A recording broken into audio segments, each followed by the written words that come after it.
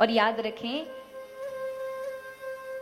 आपको कोई देखे ना देखे पर ईश्वर के द्वारा आपको देखा जाता है। आप कुछ भी करते हैं, एक छोटी से छोटी किसी इंसान की भी मदद करते हैं तो वो भी आपको लौट कर आती है, क्योंकि प्रभु सबका हिसाब रखते हैं।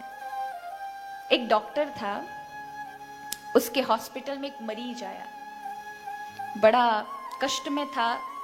15 दिन तक उसका ट्रीटमेंट वहां चला, उसका ऑपरेशन में 22 लाख खर्च हो गए।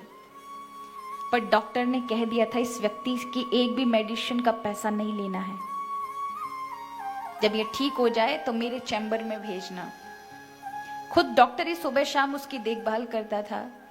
जब वो व्यक्ति ठीक हो गया और उसको जब 22 लाख का पर्चा दिखाया गया कि आपकी दवाई ये इतना खर्चा हुआ है, तो डॉक्टर ने वो पर्चा उसके हाथ से ले लिया और कहा कि आपको इसका मूल्य नहीं चुकाना है। ने कहा डॉक्टर साहब मेरे पास इतना पैसा भी नहीं है, पर मैं आपका पैसा चुका दूंगा, थोड़ा थोड़ा करके आपने मुझे जीवन दान दिया है। उन्होंने कहा नहीं, तुमने मुझे पहचाना नहीं, मुझे गौर से देखो। उस व्यक्ति ने कहा आपको देख के लगता तो है कि मैंने कभी आपको देखा है, पर मैं पहचान नहीं पा रहा। उन्होंने कहा पहचानो, मैं 2 साल पहले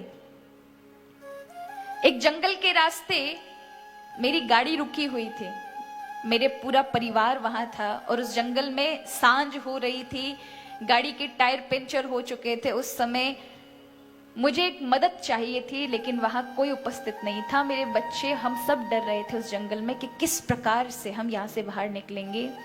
कोई दिख नहीं रहा था, सांझ बढ़ती जा रही थी और रात्रि आने वाली थी।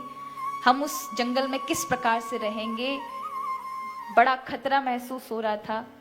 बच्चे भी साथ में थे, हमें मदद की आवश्यकता, कोई मदद कर दे हमारी। उसी समय तुम बाइक से आ रहे थे, तुम रुके और तुमने तुरंत गाड़ी को देखा, इंजन भी ठीक किया और गाड़ी के टायर भी लेकर गए और तुरंत वहां से लेकर अपने घर से ठीक करके लेकर आए। और 1.5 घंटे के अंदर तुमने गाड़ी सही कर दी और मेरे बच्चों को और हमें सुरक्षित घर तक पहुंचाया। जब मैंने तुमसे कहा कि मैं आपकी इस मदद की कोई चुका तो नहीं सकता, आपने ऐसे मौके पर मेरी मदद की, पर फिर भी कुछ ले लीजिए, मैं आपको क्या दूं।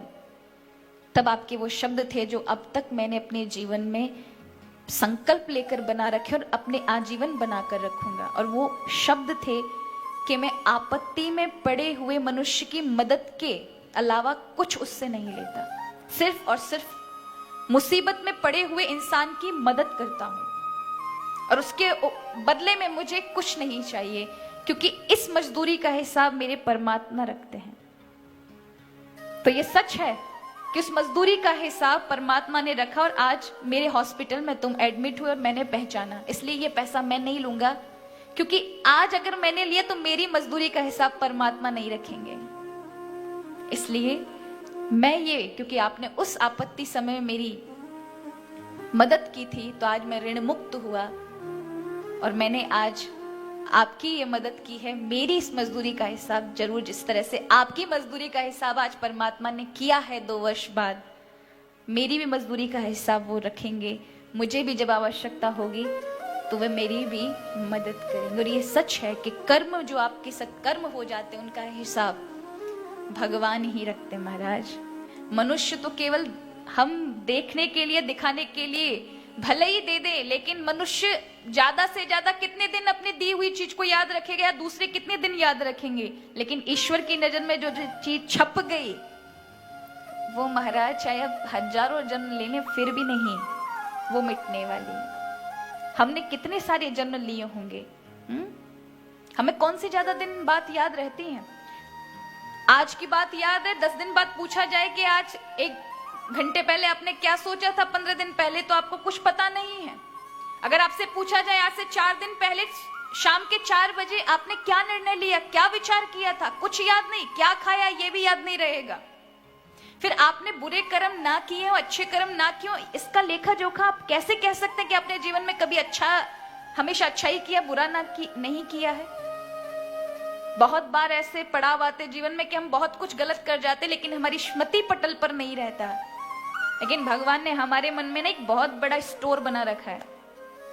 जैसे हमें भी कोई फोन में अपना स्टोरेज होता है ना, कि इतना जीबी इसमें आप स्टोरेज कर सकते हैं, इसमें इतना है। इतना एमबी है, इतना ये है। ऐसे ही परमात्मा का ये वाला महाराज बड़ा ही बड़ा स्टोर है। यहाँ एक बार गलत कर्म कर लिया, अच्छा कर लिया, सब स्टोर हो गया ना, अवचेतन मन कहते हैं उसको, वहां स्टोर हो गया। जब आपके समक्ष क्या कोई ऐसी दुविधा आएगी, ठाकुर जी तुरंत उस स्टोर से निकलकर परिणाम आपको दे देंगे, आपसे हो जाएगा, आपके समक्ष वो चीजें परिस्थिति आकर खड़ी हो जाएंगी, और उसी से तो आगे चलकर कर्म बनता है।